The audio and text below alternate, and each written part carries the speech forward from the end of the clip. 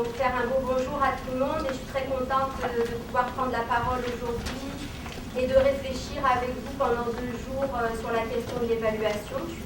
C'est qu'au CFP, la question de l'évaluation est apparue quand même assez tôt, dans les années 90.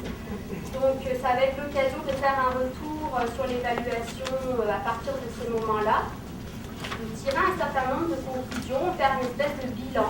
Et ça m'amènera donc à poser un certain nombre de principes qui sont les avenues pour l'évaluation par et pour actuellement. Si on regarde un peu comment ça a commencé l'évaluation pour les groupes communautaires, dans le fond on se situe début des années 90, avec principalement là deux projets, enfin bref, tout ça, ça apparaît dans un contexte quand même de compression budgétaire et de réduction des finances publiques. Fait que, si vous voulez, la réaction au départ, ça a été une perception des groupes danger quand même, avec donc les craintes que ça pouvait susciter, par exemple de reconnaissance conditionnelle à un amirage au réseau, un arrimage au réseau. Il y a eu donc un dilemme pour les groupes, embarquer dans la réforme et être mieux subventionné ou bien rester à la marge. Et il y a une réponse quand même assez majoritaire qui s'est formulée, c'est de faire de l'évaluation d'accord, mais une occasion et un instrument de renforcement du mouvement communautaire. Donc, si vous voulez, ils se sont dit d'accord, on embarque, mais on va négocier nos conditions, on va en profiter pour se faire reconnaître, pour faire reconnaître notre façon d'intervenir, notre façon d'être. À partir de là, on est rentré un peu dans une période de négociation, protocole un peu. Je vais juste pour mémoire vous présenter, il y a eu un document qui a été produit durant ces années-là, qui est assez une pièce maîtresse en fait, qui a vraiment cimenté toutes ces périodes de négociation. Donc c'est le document ministériel qui est rédigé, accepté d'un commun accord par le mouvement et puis par les instances ministérielles, qui en fait pose les principes de qu'est-ce que c'est une évaluation adaptée pour le milieu, comment est-ce qu'on doit fonctionner ensemble dans le cadre d'évaluation. Mais va aussi plus loin que des principes, ils ont énoncé un certain nombre de sujets ou d'objets qui sont exclus et d'autres qui sont inclus. Alors je vous les ai mis là à titre de rappel. Ce qui a été exclu des procédures d'évaluation, c'est la mission et la pertinence de l'organisme, tout simplement parce que les organismes sont, comme je l'ai dit tantôt, reconnus autonomes, donc tout ce qui concerne la mission, ça leur appartient à eux. Les modèles d'intervention et les pratiques, c'est-à-dire qu'ils ne peuvent être évalués à partir de critères et d'indicateurs du réseau, parce qu'ils ont des modèles d'intervention qui leur sont propres. L'organisation interne, la structure, l'organisation du travail, ça c'est pareil, ça concerne vraiment la régie interne des organismes, ça ne doit pas faire partie donc, du processus d'évaluation. La satisfaction des travailleurs et des bénévoles, les relations de travail là, sont régies par des mécanismes et des conventions internes. L'implantation dans la communauté, donc les organismes communautaires sont autonomes et ne reposent pas sur le seul travail des bénévoles. La complémentarité, ça relève aussi d'un choix de propre à chaque organisme, donc ça doit être exclu. Et bien sûr, la réponse aux besoins non entérinés par les organismes communautaires, encore une fois, pour faire le lien avec la nation.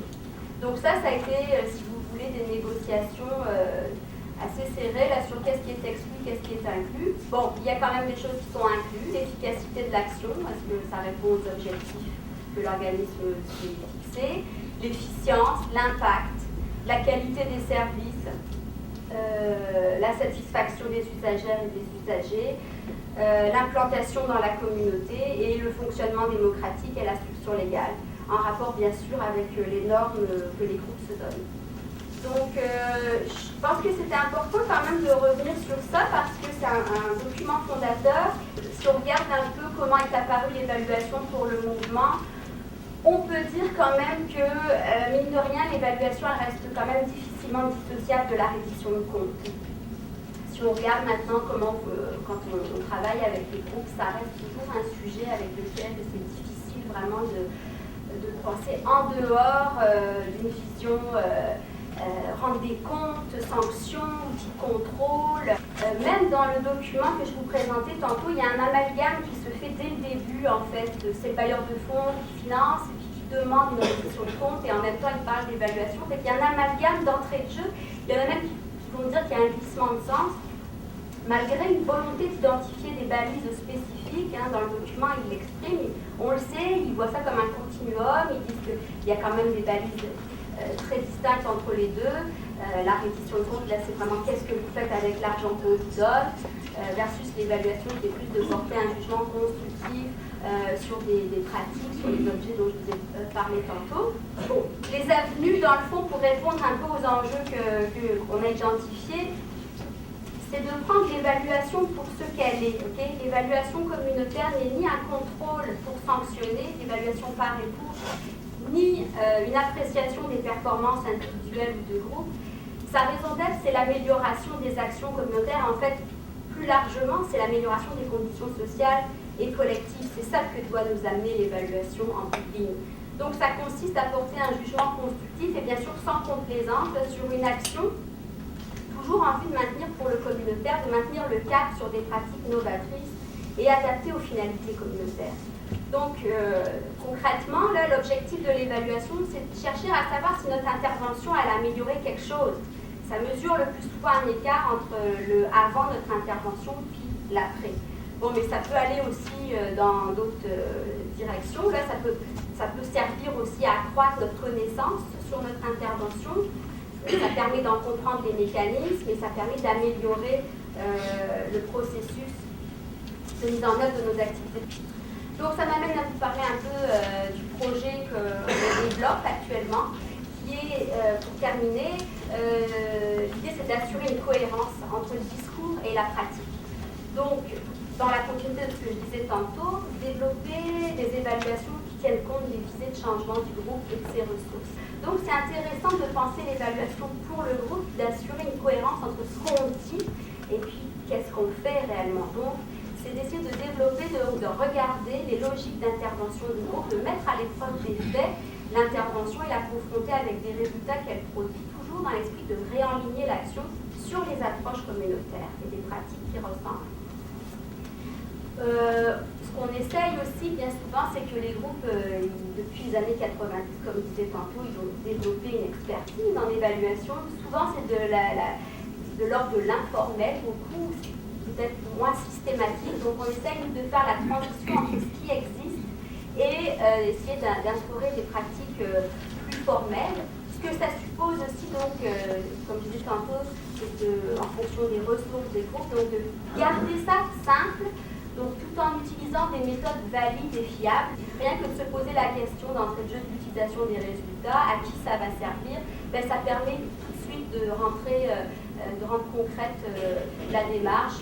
Donc, je terminerai avec cette diapo. C'est un peu un schéma de voir nous comment on se positionne. On tente de se positionner là, comme accompagnant pour faire de l'évaluation.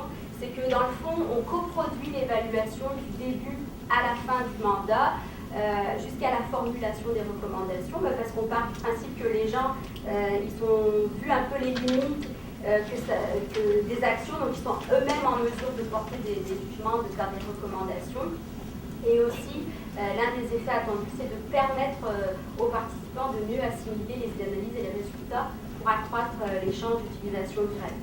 Alors, c'est sûr que je pourrais encore aller plus loin, mais là, mon temps de parole est terminé. Voilà, merci.